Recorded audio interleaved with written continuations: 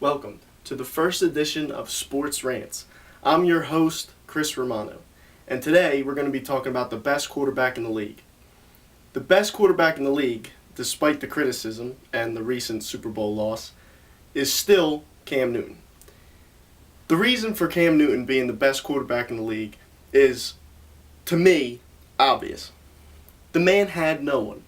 He had Kelvin Benjamin, probably top 5 wide receivers in the league, gone before the season even starts. Then you have a guy named Corey Brown, or Philly Brown, however you want to remember him. He goes down in the Super Bowl, and he was the only guy making plays last night.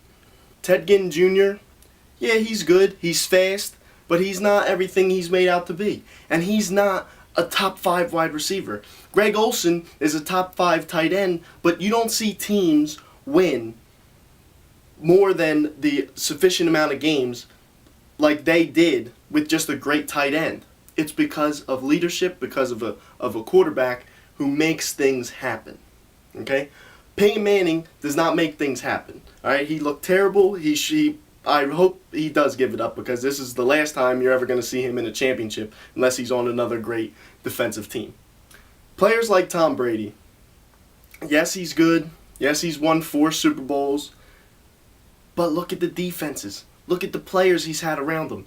You don't see players like that. Jonathan Stewart is not a premier running back. They don't even have him in most of the time, and then last night he got hurt twice.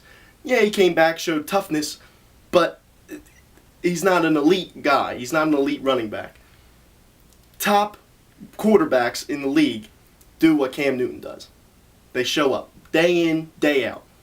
Doesn't matter what they have to do to get the job done, they're going to do it. It was week 15, he got into a car accident.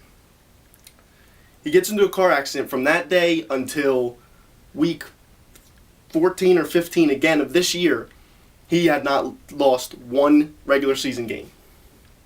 Lost last year in the playoffs to Seattle, whom they beat this year. Maybe you can say Russell Wilson looks a lot like Cam Newton, but the toughness is not there. There's no toughness in these guys because he got into a car accident, he comes back and plays the next game. That's the toughness that you don't see every day from NFL quarterbacks. Quarterbacks in the NFL, they're the leaders on the team, they're the leaders on the field, and yet they're the ones that the second something happens, oh, my arm, my hand, forget that stuff. Get out there, play every day. Every single day, you got to play. That's your job. Your job is to play the game and to play it the right way, and that's how Cam Newton's playing it. Now, the criticism. You want to talk criticism? We'll talk criticism. Let's look at Aaron Rodgers. He humps the field. Humps. He literally discount double check. You are humping the fans because of the fact that you scored a touchdown. That should be criticized. You want to criticize something? Criticize when Tom Brady slams the ball into the ground. What does that teach anybody? Okay, yeah, Cam Newton, he celebrates a little bit, but then he goes and he runs and he gives a ball to a little kid and he starts a trend that nobody else came up with.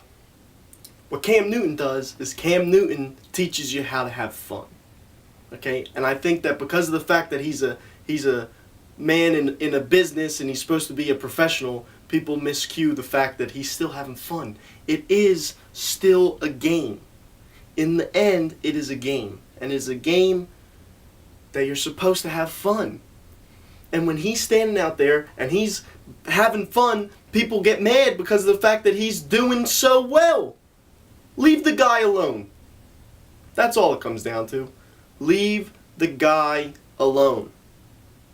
Let the man play the game. Okay? Because when it comes down to it, he's great. He's got a chance to be in this league for another 15 years and show up in the Super Bowl another 2, 3, 4 times. And that is what people fear.